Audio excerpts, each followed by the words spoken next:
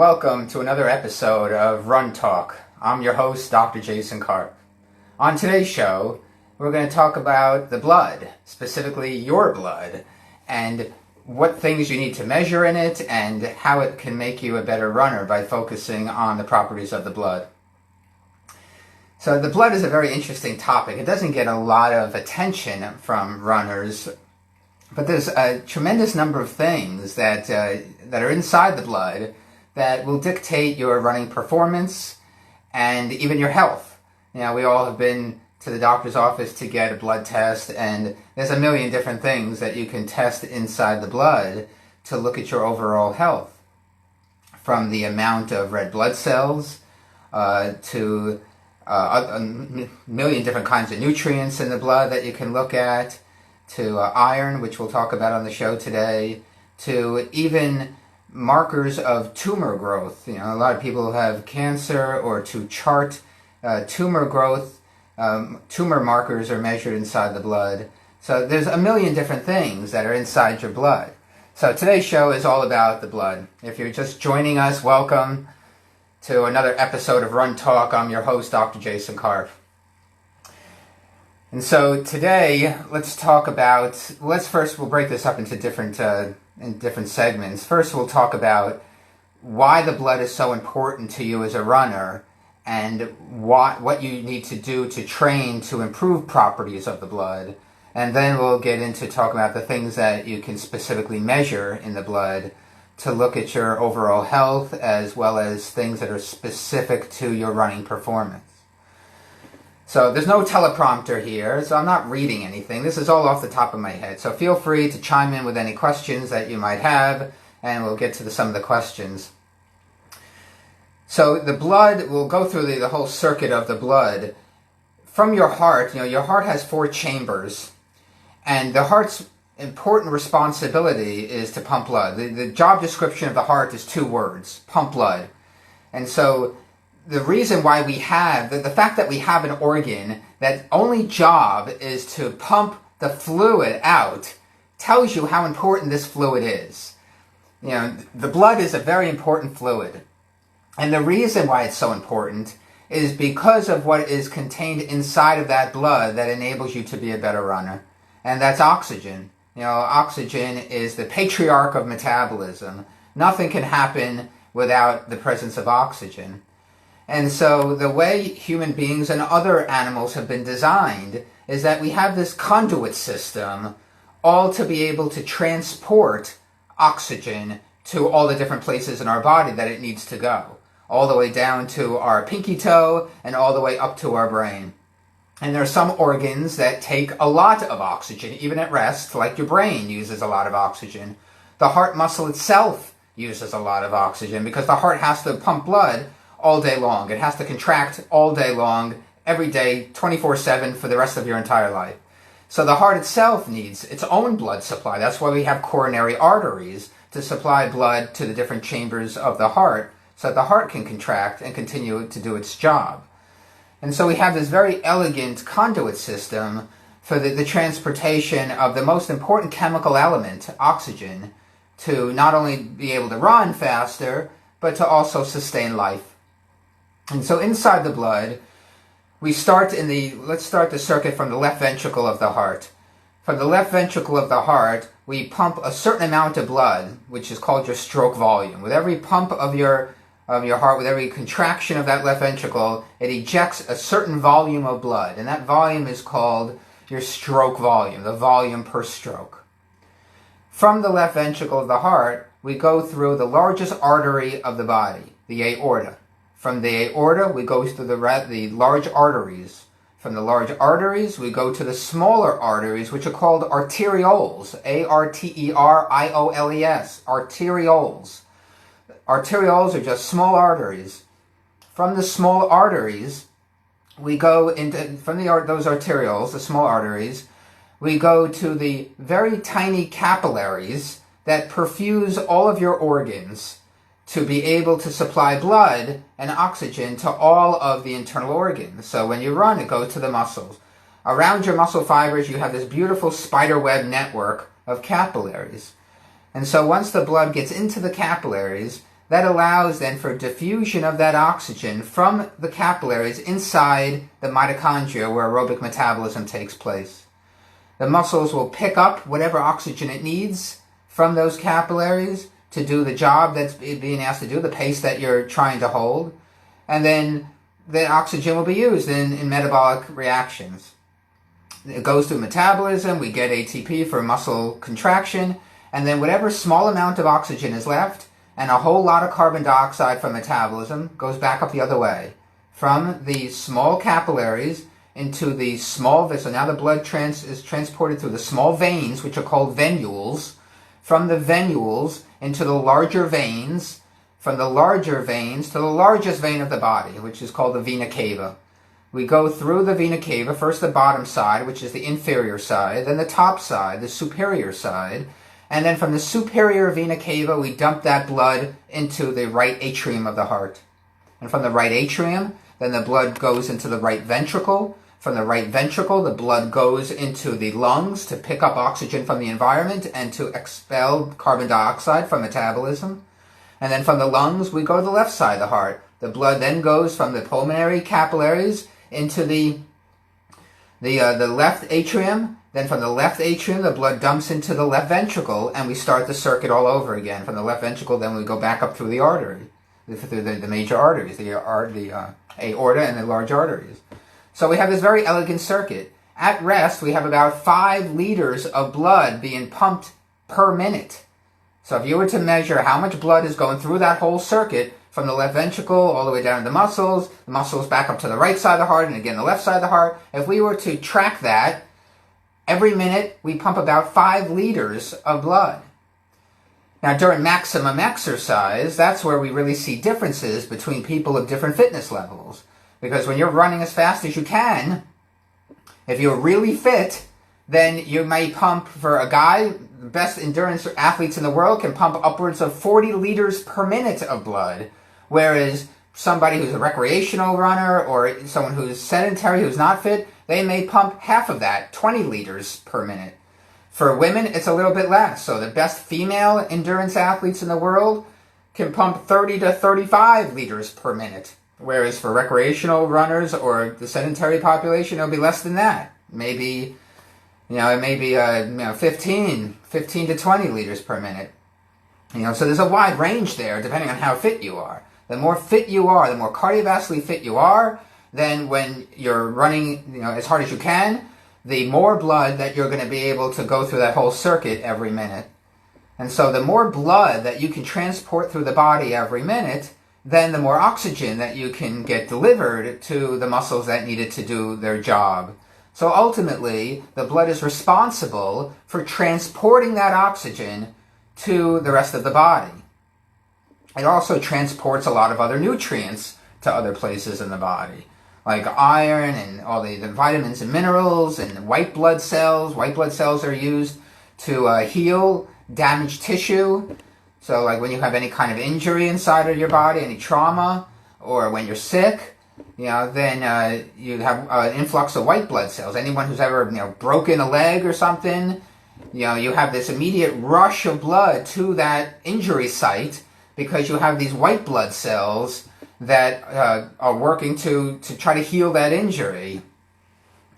And so that's also why you get some inflammation, and you have this massive amount of blood being rushed to the site when you have, in the case of an injury. And so what is it about the blood that makes it so unique, that allows it to transport oxygen? Well, the major thing inside blood that allows it to transport oxygen is red blood cells. So your blood is made up of 2 major components. The red blood cells on one hand, which are responsible for transporting oxygen, and the plasma volume on the other hand. Plasma volume is made up of water mostly, and then other electrolytes, some sodium, potassium, those kinds of things are in the white blood cells. Neutrophils, there's different kinds of white blood cells, neutrophils, leukocytes, sinophils, all those things make up the plasma volume, whereas the red cell volume is made up of red blood cells. And so there's 2 major components. We can separate that out. In a laboratory, we can put the blood through a centrifuge. It spins the blood very, very, very fast. From a test tube, you put a test tube in the centrifuge, and it spins it like a ride at Disneyland. It spins around, and we can mechanically separate the red blood cells from the white blood cells. It's pretty cool to look at the red cell volume and the plasma volume. You know, we're hearing a lot about plasma volume these days with the coronavirus and people who are donating plasma. So how do they do that? Well, they take a blood sample out of your arm, out of the vein. You know, you poke your vein, you take the blood sample out, you send the test tube through a centrifuge, and you spin it really, really fast. And we can separate the plasma volume from the red blood cell volume because they have a different amount of mass. And so when you spin it really fast, you know, the red cells congregate in one area, the plasma volume gets separated in another area. And so it's pretty cool to be able to do that. But it spins it spins faster than any of the rides at Disneyland. If you went inside of a centrifuge, if we could put you inside of a test tube and spin you in a centrifuge, you would get so dizzy you'd be dizzy for days. Much faster than any of the rides at Disneyland. I live an hour and a half from Disneyland. Ask me how many times I've been there since I moved to San Diego. I never go. I should go more often. I wonder if it's open. It may not even be open right now. But when Disneyland opens, you're all invited to come and we'll go have fun at Disneyland. So inside the red blood, that's not even enough. I mean, as beautiful as these red blood cells are, we haven't even gotten to the major point yet. Because inside those red blood cells is a specific protein that transports oxygen. And that protein is called hemoglobin. The heme part of hemoglobin refers to iron. And so in a few minutes we'll talk about the importance of iron. Iron is extremely important because it's part of hemoglobin. And so if you're low in iron, then that's going to affect your hemoglobin, which affects your ability to transport oxygen in the blood. And so hemoglobin is a very, very beautiful molecule. It's a very beautiful protein. Hemoglobin has 4 parts to it. So if you look at a picture, if you open up a physiology textbook and you look at a picture of hemoglobin, it's got what's called a quaternary structure. Quaternary for 4. So, you know, tri would be 3, bi would be 2, uni would be 1. Hemoglobin has got a quaternary structure because it's got 4 major subunits. 1, 2, 3, 4. And each of those subunits on hemoglobin carries 1 oxygen molecule. So when hemoglobin is fully saturated with oxygen, it carries 4 oxygen molecules on every 1 hemoglobin protein. And this is pretty important because at sea level, your hemoglobin is fully saturated with oxygen.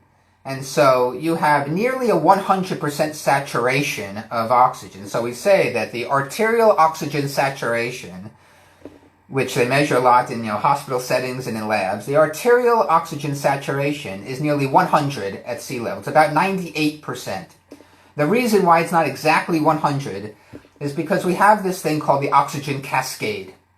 In order for oxygen to travel from the environment into our lungs, and from our lungs into the pulmonary capillaries, into the arterial system, into the capillary system, for it to be transported that direction, the partial pressure of oxygen in the blood decreases. And it decreases even from the lungs from out here, because objects move. If you remember back to high school chemistry class, you learned that objects move, molecules move, from an area of high concentration and a high pressure to areas of low concentration and low pressure. So in order to get oxygen from the environment inside of our lungs, and in order to get oxygen from inside of our lungs into our blood, into the bloodstream, and then from the bloodstream to be able to go down that oxygen cascade from the arteries to the arterioles to the capillaries to the exact site of where it's going to be used, we have to constantly decrease the concentration and decrease the pressure. Otherwise, it won't transfer that way. It won't be transported that way. And so from the lungs into the pulmonary capillaries, there's a slight decrease in pressure.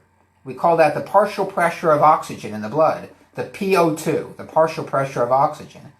And so that's why when we measure arterial oxygen saturation at sea level, it's about 98%. It's not quite 100% because it has decreased a little bit from the time that the oxygen got into your lungs, from the time from your lungs into the blood, it has to decrease a little bit. The pressure decreases a little bit. So it's 98%. When you go to high altitude, at rest, your blood oxygen saturation will be much less, depending on how high the altitude you go. If you're at about 5,000 feet of altitude, at rest, your blood oxygen saturation will be about 96%. And the higher up you go in altitude, the lower it gets. When you get to a blood oxygen saturation in the 80s, that's starting to get dangerous at rest. Now, if you're working hard, if you're running hard, it may decrease a little bit when you go to altitude, and that could be okay. But at rest, when you're not running, once you get into the mid-80s or so of the blood oxygen saturation, that becomes dangerous. That is why when you go to high altitude, like when you're standing at the top of Mount Everest, it's very dangerous and it's almost impossible to live at that height. There have only been a few people who have been able to climb Mount Everest, which is at 29,000 feet. There have only been a few people who have been able to climb that without using supplemental oxygen. It's because the partial pressure of oxygen in the blood gets so low at that high altitude that you don't have enough oxygen to support life anymore. And it gets very, very difficult. And so that's why most people who climb these very tall mountains bring oxygen with them, because they have to get oxygen outside from the environment that they don't have when you're at the top of a high mountain like Mount Everest. So let's get back to the blood. So at sea level, your blood is nearly 100% saturated with oxygen. You have an arterial oxygen saturation of about 98%. Now you notice how most of us have been to a hospital, been to an annual physical with our doctor. Every time you go to the doctor's office or the hospital, they put a little clip on your finger and they tell you what your blood oxygen saturation is. The way they know that from that little clip on your finger is quite fascinating, and it tells you properties of hemoglobin inside the blood. Inside that little clip, if you were to open up that clip and look inside, there's a little infrared light. There's a little red light in there, infrared light. And so what that light is looking at is the refractive pattern of that light. Because what happens with hemoglobin when it's less saturated with oxygen, remember hemoglobin has a quaternary structure. It's got 4 subunits on it. When there's only 3 oxygen molecules attached, like one of those subunits doesn't have oxygen on it, then the shape of hemoglobin changes. And if it only has 2 oxygen molecules on hemoglobin, then it changes again. And when there's only 1 oxygen molecule attached to hemoglobin, it changes the shape of hemoglobin again. And by changing the shape of hemoglobin, you change the pattern at which that infrared light is refracted. And so what that little clip is reading, it's connected to the little computer, what it's reading is the refractive pattern of light, of that infrared light. And by knowing how that light is being refracted, we can calculate, the computer calculates what the arterial oxygen saturation is. Isn't that beautiful? Yes, Jason, that's beautiful. That is remarkable that we can do this, that hemoglobin has such properties of it that we're able to know what your arterial oxygen saturation is by just putting a clip on your finger instead of having to poke a needle into your arteries and measure the arterial oxygen saturation. I mean, who wants that done? Nobody wants that done. That's too invasive. And so we have this very elegant way of being able to estimate how much oxygen is inside of your blood attached to hemoglobin by looking at how hemoglobin refracts that infrared light. How cool is that? And so let's get back to now the other part of hemoglobin. Hemoglobin, like I said, is a beautiful molecule. If you can ever look at it under a microscope or look at pictures of it in a physiology textbook, it's a beautiful molecule that changes shape depending on how many oxygen molecules are attached to it. Hemoglobin is so beautiful, it's always staring itself in the mirror. Every time it walks by a mirror, hemoglobin is admiring itself because it's such a beautiful molecule. So now hemoglobin, the heme of hemoglobin refers to iron, as we mentioned before. And so this is why iron in your diet is so important, because it's a huge part of what hemoglobin is. And so when you are low in iron, so if we can talk a minute about what to measure inside the blood, iron is one of the important things for runners to measure inside of their blood, especially for women. Got disconnected there for a second. Okay, we're back live. All these glitches. Over the years, I've coached a lot of female athletes who have had low iron, and specifically, you want to measure ferritin. Ferritin is your free form of iron. It's your storage of iron inside the blood.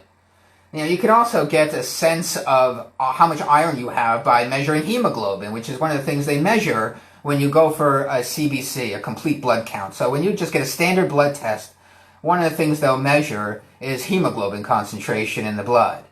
And so you can get a sense of how much iron is in the blood from hemoglobin, because hemoglobin is connected to iron. It's a part of hemoglobin. And so in order to have a lot of iron, if your hemoglobin is low, then that can indicate that your iron is low. But hemoglobin could also be low if you're dehydrated, because you're looking at concentrations in the blood. You're not looking at absolute values of this stuff. And so if you're dehydrated, then that'll affect the hemoglobin concentration and affect the concentration of other things. So when you get a blood test, you got to make sure you're not dehydrated, because it affects the concentration of a lot of things that you can measure inside the blood. But the best indicator of how much iron is stored in your blood is ferritin. And that can range a lot. I mean, ferritin can go from, we measure this in nanograms per deciliter or per milliliter of blood. Usually nanograms per milliliter of blood. And so that can range anywhere from like 25 all the way up to upwards of 300. And so there's a very wide range for ferritin, for what's normal, because we all have our own normal. There's a lot of genetic variations between people about what's normal for them. But anything under about 25 is getting very low for ferritin. And over the years, I've coached a lot of females who have been in the single digits for ferritin. And so that can be dangerous, because if your ferritin is low, that means your store of iron is low. And if your store of iron is low, that has huge implications for oxygen transport in the blood, because it affects hemoglobin concentration. It affects how many hemoglobin proteins that you can utilize to transport the oxygen. And so a lot of females, females more in particular, it can happen to males too, but females in particular can be vulnerable to having low iron, which the medical term for that is anemia. Anemia literally means lack of blood flow. And so when you have little iron in the blood, that affects blood flow, and it affects the amount of transportation of oxygen. So when you're anemic, that is a dangerous situation for a female, or even for a male, if a male were to get it. But for females in particular, it happens because, for a few reasons. Primary among those that are specific to women is the loss of red blood cells from the menstrual cycle every month. So females who bleed a lot during menses, which is the technical term for the period, women who bleed a lot during their period are losing red blood cells. And so in those red blood cells, you're going to lose hemoglobin, you're going to lose iron. And so that's why women are more susceptible to becoming anemic than males are, although it can also happen to males that they can become, I know that people who are vegetarian, you have to be more careful about where you're getting your iron from, because one of the most absorbable ways to get that iron is through red meat. And so that doesn't mean that you can't succeed as a distance runner if you're a vegetarian. Of course you can. There are plenty of good runners who are vegetarian. But you have to be even more careful and seek out sources of that iron. So dark green leafy vegetables give you iron. So you have to make sure that you're still getting enough iron if you're not eating meat, if you're a vegetarian. So iron is an extremely important thing to measure inside the blood, because it has huge ramifications for distance running performance. Because with a low iron, that's going to hurt your hemoglobin concentration and hurt your ability to transport oxygen in the blood. So if you've been feeling sluggish on your runs and your workouts, you're having trouble hitting the times, and you're just not feeling peppy, the first thing to check is ferritin. It's the first obvious thing to look at, is to check ferritin to see if you may be low in iron, if you may be anemic. So what other things are important in the blood to check that are important for distance runners? Well, there's a lot of things. I mean, there's a lot of other nutrients that are important. Calcium, of course, is important for bone health. It's also important for muscle contraction. The way muscles contract this could be a whole nother episode, but you have a storage of calcium ions deep, deep, deep inside your muscle fibers, and it's the release of calcium from its storage site that then makes the magic happen between the major contractile proteins of actin and myosin. And so, not to get on another subject, but calcium is also important, not just for bones, which we all know. We've all been told to drink our milk because it's high in calcium when we were kids. But calcium is also important for muscle contraction. And then, of course, you also have things like vitamin D, which is important to help the absorption of calcium. And then magnesium, which is also important for muscle contraction. Sodium and potassium, which is also important for muscle contraction. You know, we have sodium on the outside of the muscle membrane and potassium on the inside. And when muscles are stimulated to contract, we have an influx of sodium inside the muscle membrane and an outflux of potassium ions. And that change, that influx of sodium and outflux of potassium, changes the polarity of the muscle membrane. And we call that depolarization. And that starts another chain of events that ultimately get us to muscle contraction. And so that's why sodium and potassium are important. And so there's a number of different things that are important for to check inside the blood. B vitamins, you know, vitamin B6, vitamin B12, folate, which is part of the B vitamin family.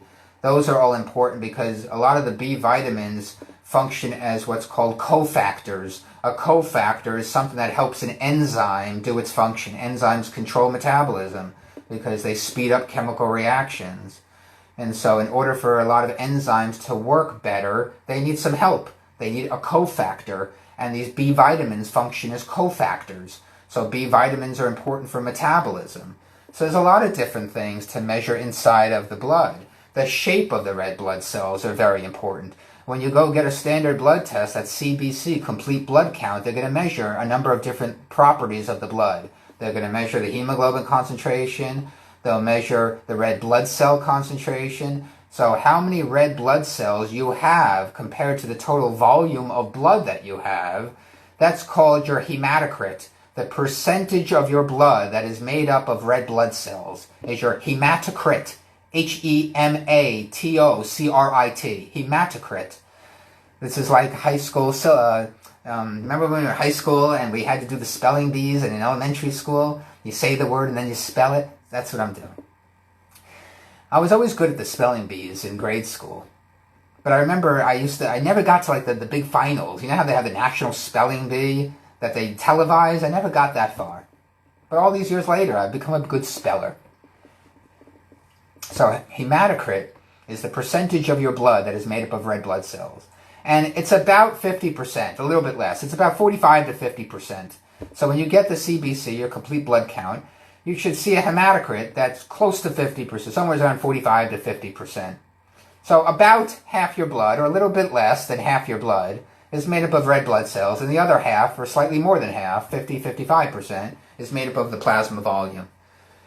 And so your hematocrit is the percentage of blood made up of red blood cells. So they'll measure hematocrit, they'll measure the number of red blood cells you have, and you'll also measure the shape of those red blood cells, because shape matters.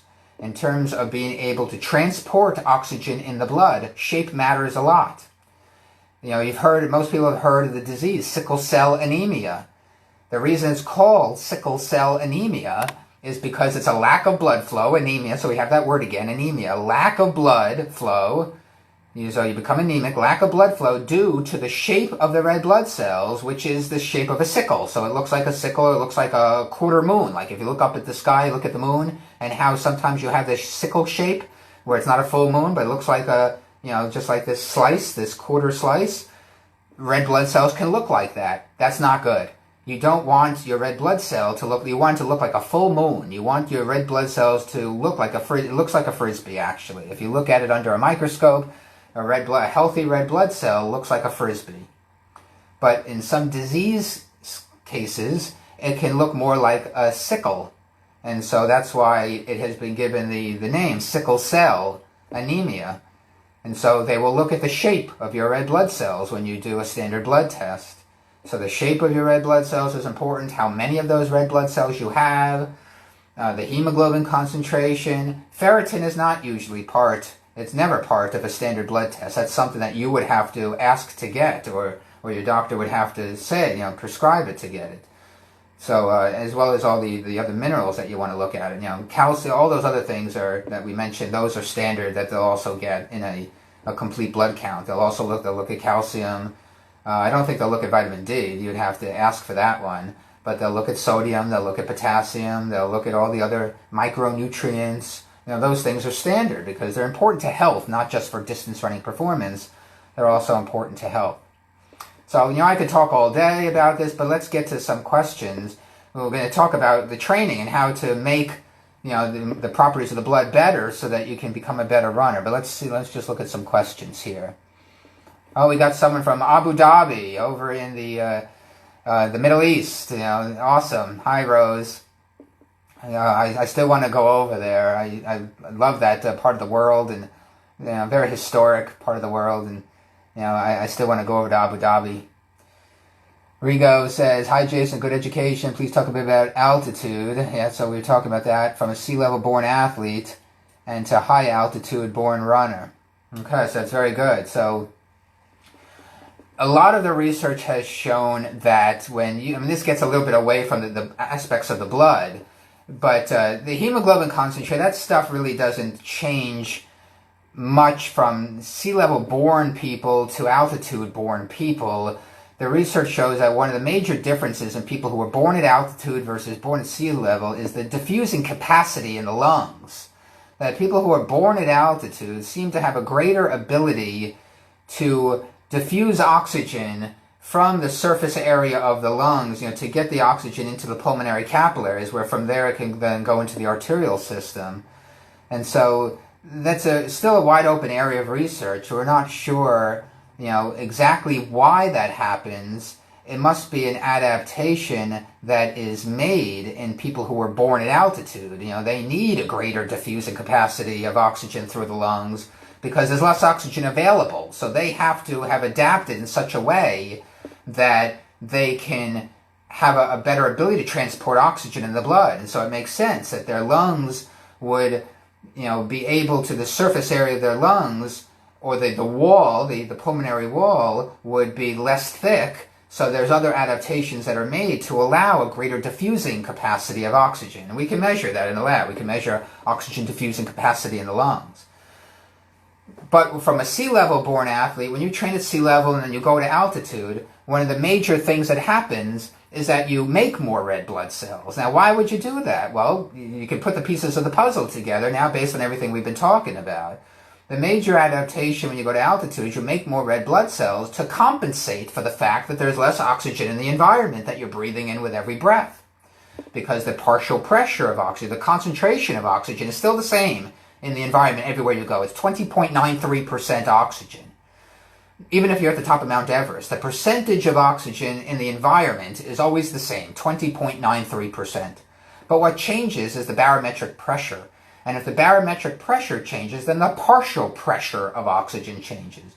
And remember what we talked about earlier, that molecules will move from an area of high pressure to area of low pressure.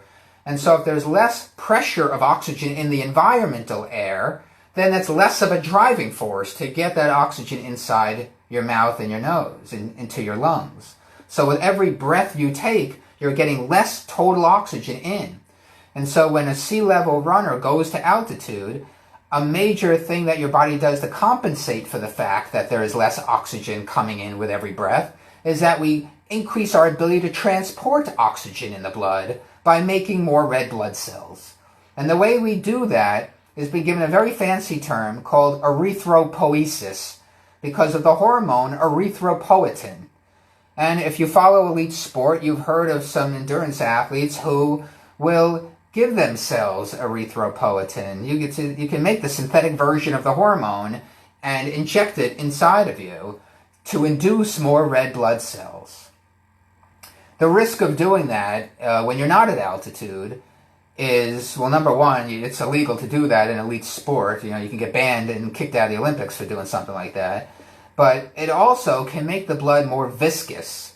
It can make the blood thicker because the red cell mass, if that gets too high, it makes the blood too thick, and then it's hard for the blood to flow. And if you make the blood so thick that it's hard for the blood to flow, it can start to congregate in areas and clots can form, and that can be very dangerous. You can actually die from that. So you don't want to make too many red blood cells because you don't want the blood to get too viscous, that it gets too thick and then it can't flow. But that's a rare problem and only happens with people who are doing things they're not supposed to be doing anyway, like shooting themselves up with erythropoietin or even taking their own blood out of their body and freezing it and putting it back in. Cyclists have been known to do that. They'll freeze their blood, freeze the red blood cells to keep them healthy, and then at some later date they inject the blood back in to give themselves more red blood cells. I think there were some Italian cyclists who died years ago trying to do that. It's called blood doping. You don't want to do that. Don't blood dope. Don't be a dope, blood dope. How's that? A little rhyme there. I try to be goofy on Run Talk with Dr. Jason Karp. So I hope that answers your question, Rigo. So the major blood difference, let's stick with talking to blood. The major blood difference of going from sea level to altitude is that you synthesize more red blood cells to enhance your ability to transport oxygen in the blood. Now, when you have those more red blood cells, you can come back down to sea level, and at least theoretically, you have a greater capacity to transport oxygen in the blood because now you've got more red blood cells, but now you're back down to sea level, and so you can potentially run faster. However, there is a lot of variability in this response, this erythropoietic response. There's a lot of variability between people. Some people go to high altitude and boom, they make a lot more red blood cells. They're very responsive to that environment. We call those responders. Then there are other people who go to high altitude from sea level and they don't have a huge erythropoietic response and they don't make a lot more red blood cells. We call those people non-responders. This is all over the scientific literature. You can read it, in your free time. But I can give it to you all here. You don't even need to go read it. I can give it to you all. So we have responders and we have non-responders. How do you know which one you are? Well, that's a bit difficult. You're not going to know until you go to altitude, do some blood work, and see how many more red blood cells you're making. How high has that erythropoietin got? You can also measure erythropoietin in the blood. So if you want to get an idea of how responsive you are to altitude training, spend some time at altitude, get some blood work done, and you can measure the amount of erythropoietin inside the blood. So that takes care of the altitude question. Let's get to the stuff that most people are interested in. Well, how do I improve these factors through training?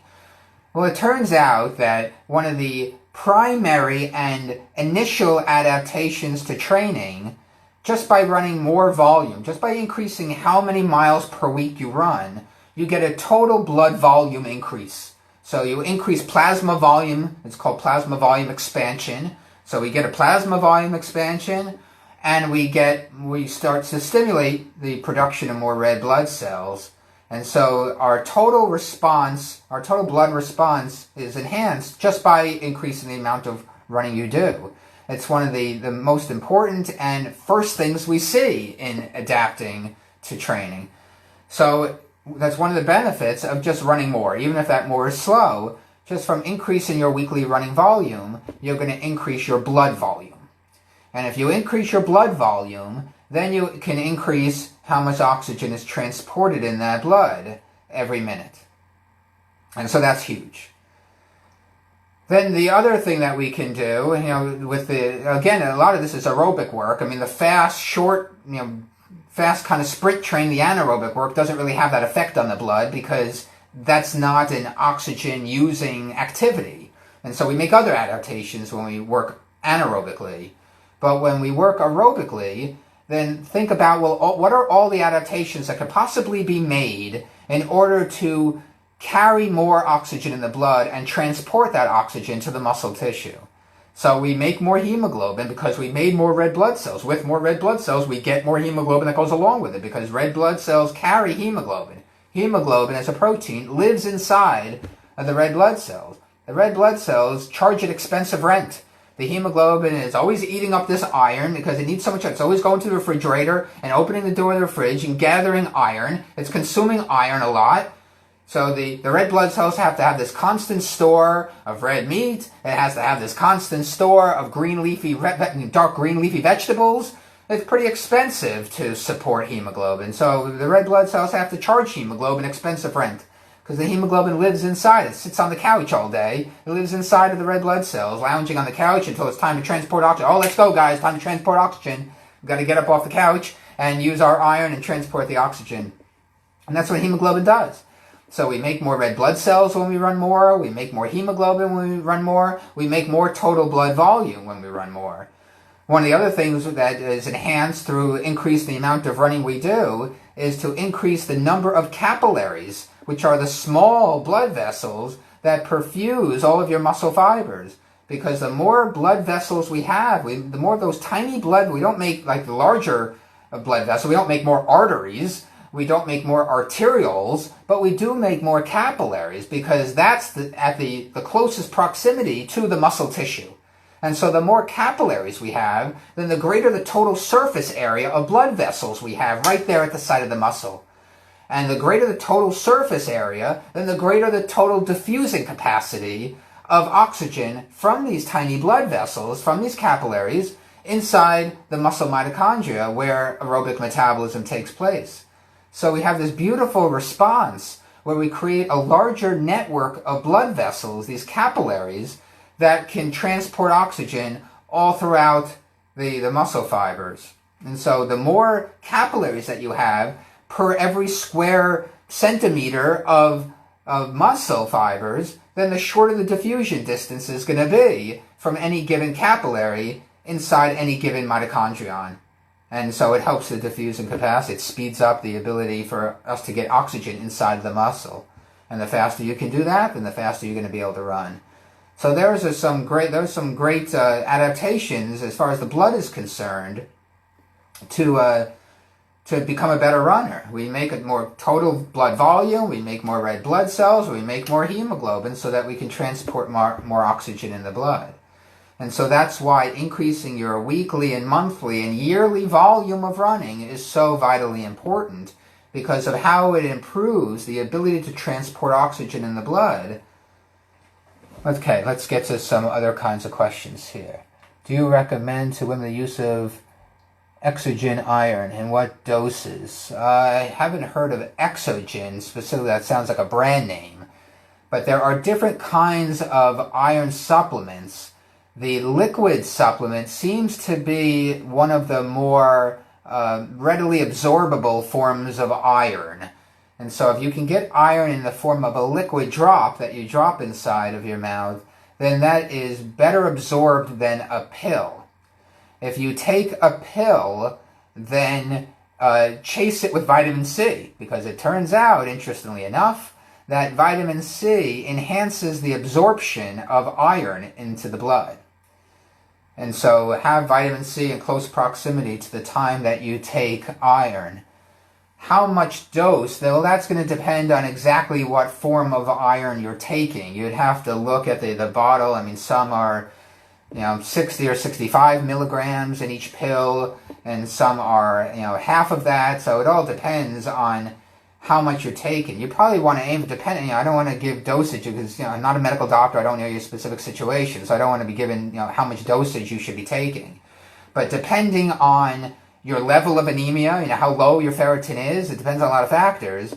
But depending on if you're taking the liquid or if you're taking different forms of a pill, because there's different kinds of iron that you can take, you want to take somewhere around 60 to 70 milligrams per day. But having said that, it depends on a number of factors. So don't just take what I'm saying, verbatim, because it depends on what your iron status is. It depends on what exact form of iron you're taking. It depends on how much iron you're getting in your diet. If you already eat a lot of red meat, if you already have a lot of sources of iron, then you may not need as much in a supplement. You only need a supplement if you are anemic and you can't get it from your diet alone. The only reason to have any supplement ever, and any nutritionist would tell you that, not a nutritionist, although I have a nutrition background, you can't not have a nutrition background when you get a PhD in exercise physiology, because nutrition is a huge part of metabolism. But I'm not an RD, so you can't take what I say with a grain of salt, pun intended. But any nutritionist will tell you that it's always better to get nutrients from real food. So if you can get enough iron from your diet, that's always going to be better. In some cases, you might need to get it from a supplement if your diet alone is not enough to give yourself enough iron to get the ferritin up to where you need it to be able to run effectively. Most people, unless they run or do some form of exercise where they're exerting themselves, even if they are anemic, they may not even know it. But a lot of runners I've coached over the years, they know or they can sense it because of how they feel and how they struggle during the workouts. You feel lethargic. It's hard. You feel like you're always reaching for the pace instead of, being in command of the pace. You just don't feel as good. And so one of the reasons for that could be low iron. But if you're not a runner and you're just living life, then you may not even know if you're anemic because the demand for oxygen is not that great at rest. It's only gets higher when you're pushing yourself, when you're doing something like running, and then you need more oxygen to be transported. So that's when you may start to not feel so good if you're anemic. But a lot of people might be anemic, but they may not even know it if they're not a runner or some other kind of athlete. They may not even know that they're anemic because they're just going through the activities of daily living, and they have enough iron to get them through that. So you need a blood test to actually document the low ferritin. But it is an important thing to check inside the blood. If you start to notice that you're having a string of bad workouts and you're not feeling good during those workouts, that is one thing to check, especially if you're female, and especially if you are training at altitude. Anemia is more common at altitude, so it's a good idea to take an iron supplement or increase the iron in your diet when you go to altitude. We have a question, could using an oxygen sensor help with training in any way? At high altitude, perhaps, but at sea level, interestingly enough, when you are running as hard as you can, your blood oxygen saturation doesn't change. It will still be about 98%, even when you're running as fast as you can. There is a quality of highly trained, even elite distance runners who do what's called desaturate when they're running really fast. So when we put them on the treadmill, I measured this as part of my doctoral dissertation. When we put them on the treadmill and we put the clip on their finger and we can measure blood oxygen saturation when they're running really fast, about 50% of highly trained elite runners will start to desaturate their oxygen from hemoglobin. And the reason why that happens is because they have such a large maximum cardiac output that you have a tremendous amount of blood being transported through the lungs every minute. And that is called the red blood cells in the blood that's going through the lungs, getting into the pulmonary capillaries and ultimately the arterial system. The transportation of red blood cells inside the lungs, that's called the transit time. How long, the time it takes for red blood cells to transit through the pulmonary capillaries. And in elite runners, they have a very short transit time because there's a tremendous amount of blood being pumped through the lungs while they're running fast. And so the red blood cell transit time decreases. And if the transit time decreases, you can think of this kind of like as a relay. You've got all the pulmonary capillaries and the pulmonary veins. You've got all this stuff going through the lungs. And the blood is transporting. The blood is going through the veins and through the capillaries inside the lungs. And then you have this oxygen coming in from the environment, and it's passing through the lungs. But you have all this blood going through. So you can think of it as a relay. The oxygen has to, as the blood is coming through, the oxygen has to bind to hemoglobin, and so it can be transported. You can think of it as a conveyor belt. You have the blood coming through, and you got oxygen that has to be transported. It doesn't exactly happen like that, but it's an easy analogy to think of. And so you have all this oxygen, you have all this blood being transported through the lungs, and you have this oxygen that has to attach to the hemoglobin so it can be sent on its way.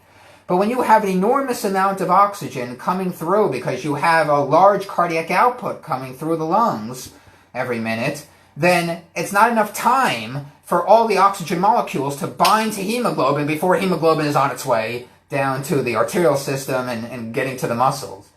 And so we desaturate. Remember I said earlier that for every hemoglobin, you have 4 oxygen molecules. But if hemoglobin is coming through really fast, it doesn't have enough time to pick up all the oxygen. And so it can desaturate, and maybe you only have 3 molecules of oxygen on every hemoglobin. And so we see this in about half of elite distance runners, that they start to desaturate their oxygen on hemoglobin when they're running really fast because maximum cardiac output is so high. And so, as far as an oxygen sensor, to get back to your question, it may indicate, it may be able to tell you what's going on in a very good runner when they're running really fast. What you can do about it, not so much, because what are you going to do? Slow down the pace so that more oxygen can bind to hemoglobin so that you don't desaturate? You're not trying to slow down the pace if you're doing a hard workout. So an oxygen sensor may be able to tell you what's taking place, but as far as being able to manipulate that in the context of a workout, that you're not really going to be able to do. It just happens to be a trait, a unique trait of highly trained or elite distance runners, and not all of them do this. It's about, the research shows about half, and I measured this during my dissertation research, and it's about half of elite distance runners will desaturate their oxygen from hemoglobin. And that's been given a fancy term called exercise-induced hypoxemia. Hypoxemia, so again, it has the word emia in there, like anemia. So hypoxemia would be lack of blood flow because of lack of oxygen. Hypoxia, so it's a combination of two terms. Hypoxia, which means low oxygen, and anemia, low blood flow, less blood flow. So hypoxemia, you combine those two words, that's pretty clever, and we get less blood flow because of the less oxygen. And so elite distance runners, some of them, about half of them, will show exercise-induced hypoxemia when they're running really fast, when they're approaching their VO2 max pace. When you go to high altitude, an oxygen sensor could be beneficial, especially if you're doing like a long hike up a very tall mountain, like you're trying to, they do this when they hike Mount Everest. They're always measuring their arterial oxygen saturation. They bring equipment with them, and they have different levels of the mountain that they stop off at camp, and they have the medical tents, and they measure the arterial oxygen saturation to make sure that the PO2 is not getting too low. And so these are things that are measured on long treks, long hikes up very tall mountains around the world. So this is something that is measured to make sure that they're not putting their health in danger when they climb these mountains. But as far as a training a thing that you can measure, I suppose you could. But again, during a workout, it's not like a runner wants to slow down the pace to accommodate the fact that they're desaturating. So, it may not be something that you can really use while you're running. It'll give you some interesting information, but what you do with that information, you don't necessarily want to slow down the pace to make sure you don't desaturate. Any other questions? Let's see. Someone says, thank you. Okay, good, answer that question. Feel free to ask more questions. Can running increase your H plus? Mine runs high, H plus H. I'm not sure what you mean by that. You mean like hydrogen ion concentration? So H plus is the hydrogen ion concentration. What we can do with training is increase the amount of bicarbonate ions inside the blood, the HCO3, which is our buffer to those hydrogen ions.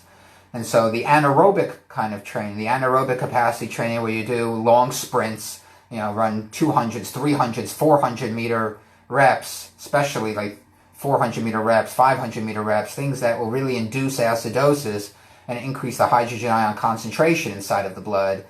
Then yes, one of the adaptations we make to doing those kinds of workouts is to increase our buffer to the hydrogen ions, which is bicarbonate ions. So we make HCO3, which is bicarbonate. So we make more bicarbonate in the blood so that we can better buffer those hydrogen ions and control the acid-base balance. So that is one key adaptation to anaerobic training inside of the blood.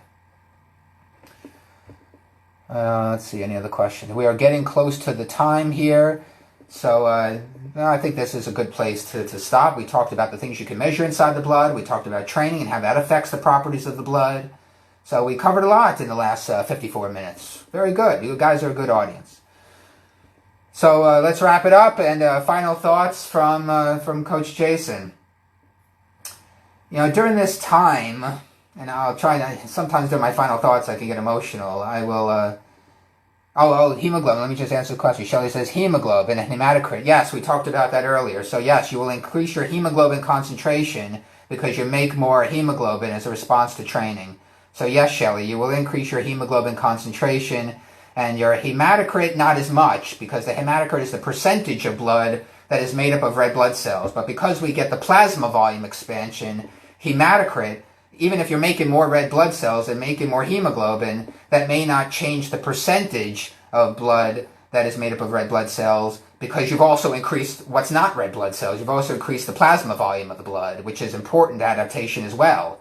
And so hematocrit may not change. It's still going to be around 45 to 50% of your blood will be made up of red blood cells and hemoglobin concentration. But the absolute amount of hemoglobin that you have in your blood, yes, you will increase the amount of hemoglobin from training, from aerobics training. Yes. Thank you for clarifying. I'm glad I got to that question. So final thoughts. During this time, a lot of races have been canceled, and a lot of people are struggling with, what do I do with my training?